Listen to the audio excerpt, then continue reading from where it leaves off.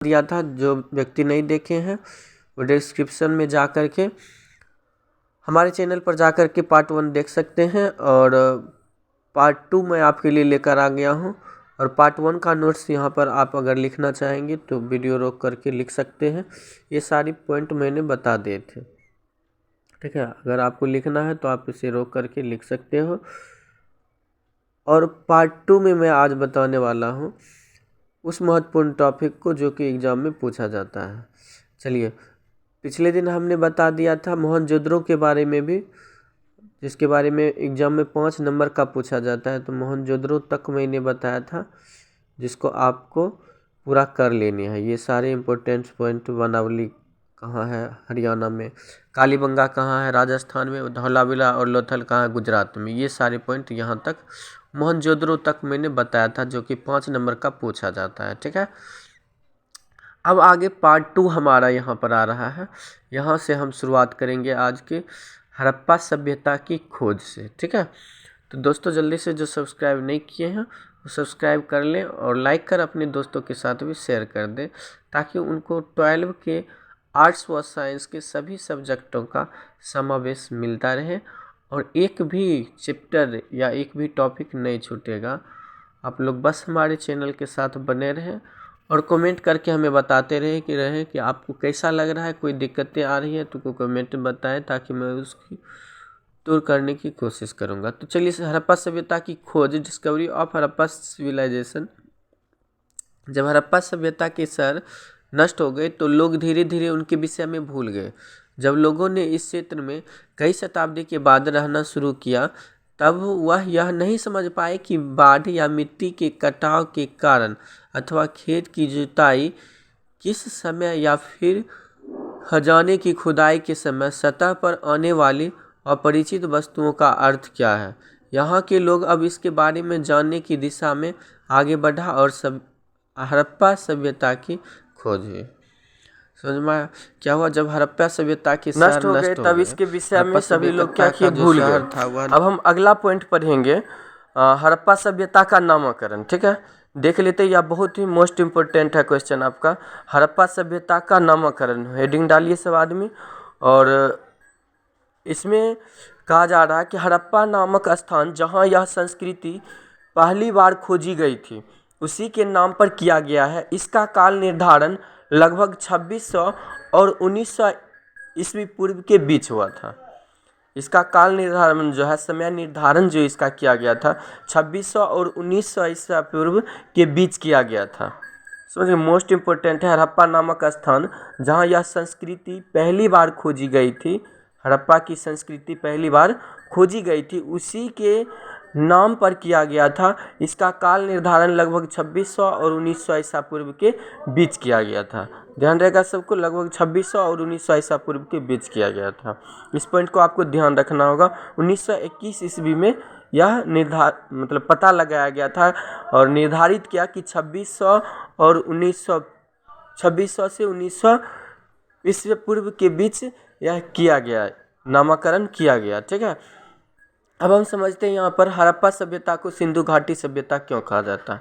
हड़प्पा सभ्यता जो है उसको सिंधु घाटी सभ्यता के नाम से भी जाना जाता है। वह क्यों जाना जाता है, तो उसके पहले नामकरण आपको ध्यान रखना होगा। तो नामकरण की खोज की गई थी कब? 1921 ईस्वी में। और क्या निर्धारण किया गया? 2600 और 1900 ईसा पूर्व के बीच यह नामकरण सभी को स्थापित किया, नाम सभी का प्रणचाहित किया, ठीक है। आगे समझ लेते हैं हम लोग। ईसा पूर्व तो आपको पता होगा, मतलब ईसा मसीह बताए थे ना पिछले दिन। ईसा मसीह के जन्म के पहले के समय को क्या बोलेंगे? ईसा पूर्व बोलेंगे। और ईसा मसीह के जन्म के बाद के समय को क्या बोला जाता है? ईसवी बोला जाता है। तो इस बात को आपको नोट करके रखना, ध्यान रखना है। ईसा पूर्व बोल रहे हैं तो ध्यान रखिएगा कि ईसा मसीह के जन्म के पहले की बात किया जा रहा है। अब अगला टॉपिक हमारे पास आ चुका है, हड़प्पा सभ्यता को सिंधु घाटी सभ्यता क्यों कहते हैं। यह भी मोस्ट इंपोर्टेंट क्वेश्चन है, कई बार एग्जाम में पूछा जाता है।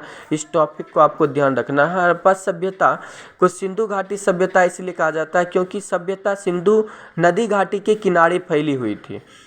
यह इलाका उपजाऊ था। वह इलाका जो था सिंधु घाटी सभ्यता, वह उपजाऊ था। हड़प्पा वासी यहाँ पर खेती क्या करते थे?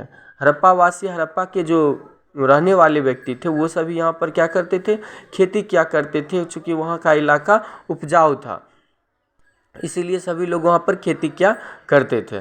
ज़्यादातर व्यापार यहीं से करते थे, हड़प्पा सभ्यता से ही ज़्यादातर व्यापार किया करते हैं, अपना जीवन यापन भी यहीं से करते थे, समझ गए। इसीलिए उसे क्या कहा जाता था, सिंधु घाटी सभ्यता कहा जाता था।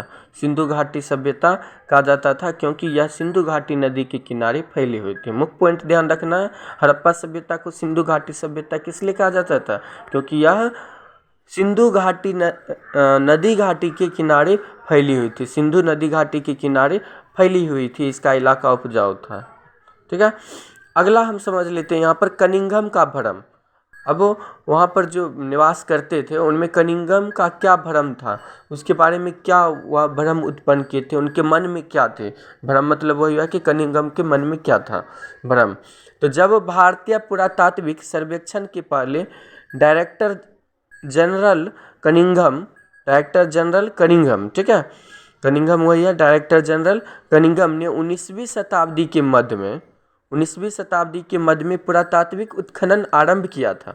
ठीक है, जब भारतीय पुरातात्विक सर्वेक्षण के पहले डायरेक्टर जनरल कनिंघम ने 19वीं शताब्दी के मध्य में पुरातात्विक उत्खनन आरंभ किया, मतलब उत्खनन करना जब चालू किए थे, वे आरंभ किए थे, तब पुरातात्विक अपने अन्वेषण के मार्गदर्शन के लिए लिखित स्रोत का प्रयोग अधिक पसंद करते थे।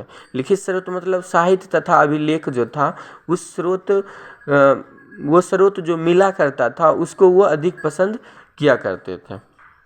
समझ गए क्या हुआ, जब भारतीय पुरातात्विक सर्वेक्षण के पहले डायरेक्टर जनरल कनिंघम में 19वीं शताब्दी के मध्य में पुरातात्विक उत्खनन आरंभ किया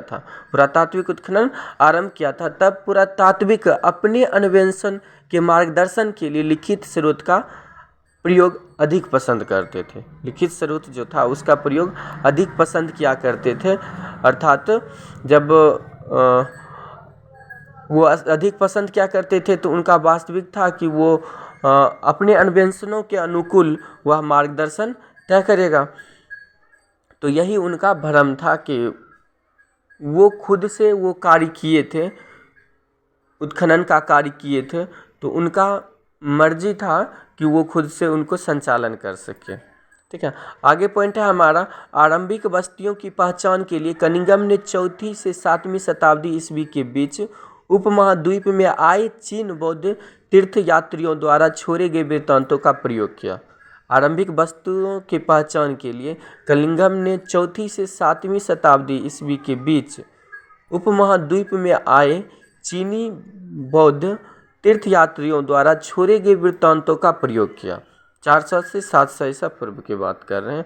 आरंभिक वस्तुओं की पहचान के लिए कनिंघम ने 4वीं से 7वीं शताब्दी ईस्वी के बीच उपमहाद्वीप में आए चीनी बौद्ध तीर्थयात्रियों द्वारा छोड़े गए वृत्तांतों का प्रयोग किया। समझ गए।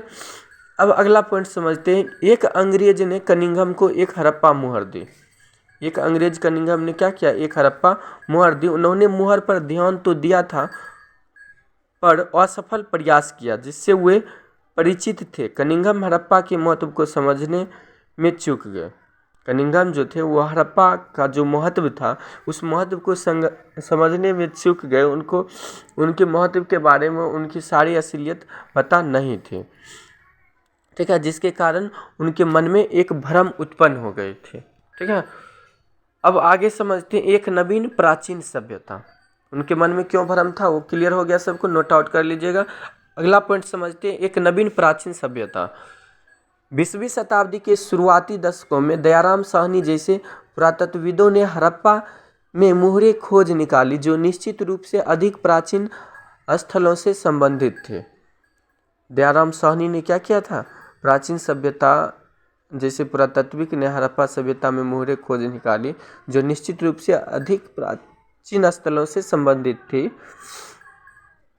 राखलदास बनर्जी ने हड़प्पा से मिली मोहरों के समान राखलदास बनर्जी ने हड़प्पा से जो मिली मोहर थी वो सामान जो प्राप्त हुई थी 1921 ईस्वी में दयाराम साहनी ने हड़प्पा की खोज की थी और उससे जो सामान प्राप्त हुए मोहरे मोहनजोदड़ो से खोज निकाला जिससे अनुमान लगाया गया कि यह दोनों पुरास्थल एक ही पुरातात्विक संस्कृति के भाग हैं।